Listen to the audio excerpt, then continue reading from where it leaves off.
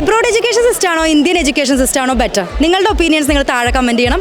ഞാൻ എന്തായാലും NIT പിള്ളേരോട് വെച്ചിട്ട് വരാം.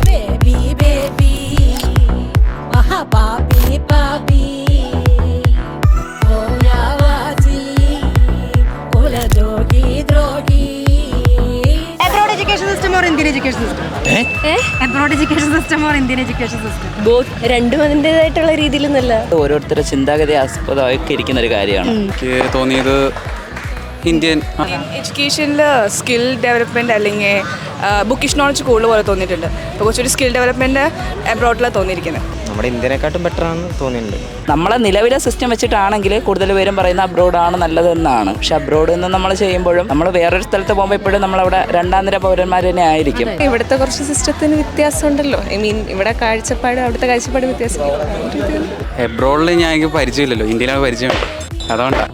പ്രാക്ടിക്കൽ സെക്ഷൻസ് ഒക്കെ അധികം അബ്രോഡ് കൂടുതലുണ്ടാവും. ഇവിടെ ഫുൾ തിയറി നോളജ് ആണ് കൂടുതൽ. പ്രാക്ടിക്കൽ നോളജ് ആണ് നമുക്ക് ആവശ്യമുള്ളത് സത്യം പറഞ്ഞു. ഫെസിലിറ്റീസിന്റെ കാര്യത്തിൽ അല്ലെങ്കിൽ നമുക്ക് കിട്ടുന്ന ഫ്രീഡത്തിന്റെ കാര്യത്തിൽ അങ്ങനെ നോക്കുമ്പോൾ അബ്രോഡ് കുറച്ചുകൂടി സേഫ് ആണെന്ന് തോന്നുന്നു. എബ്രോഡാണ് കുറച്ചുകൂടി ബെറ്റർ. ഓപ്പർച്യൂണിറ്റീസ് കൂടുതൽ അവിടെ അല്ലേ. എനിക്ക് ഇന്ത്യയാണ് ഇഷ്ടം.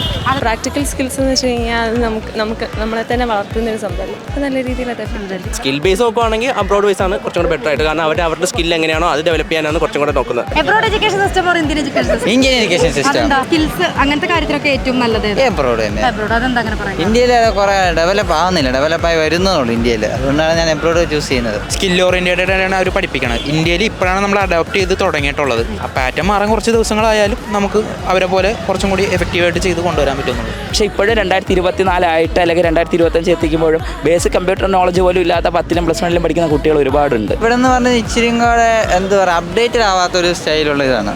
ഇപ്പോൾ ഇവിടെ സ്കിൽ ഡെവലപ്മെൻറ്റ് സപ്പോർട്ട് ചെയ്തിട്ട് കുറേയേറെ പ്രോഗ്രാംസ് കൊണ്ടുവരുന്നുണ്ട്. ഇപ്പോൾ NIT തന്നെ കുറേയേറെ പ്രോഗ്രാം കൊണ്ടുവരുന്നുണ്ട്. അങ്ങനെ നോക്കുമ്പോൾ ഡെവലപ്പായി വരുന്നുണ്ട് നമ്മുടെ ഇവിടെ. ഓക്കെയാണ്. രാഗത്തിന്റെ അപ്സ്കില്ലിംഗ് പാർട്ണറായ സ്മെക്ക് ലാബ്സ് ഒരു സർവേ നടത്തിയപ്പോൾ നിങ്ങൾ കേട്ടല്ലോ.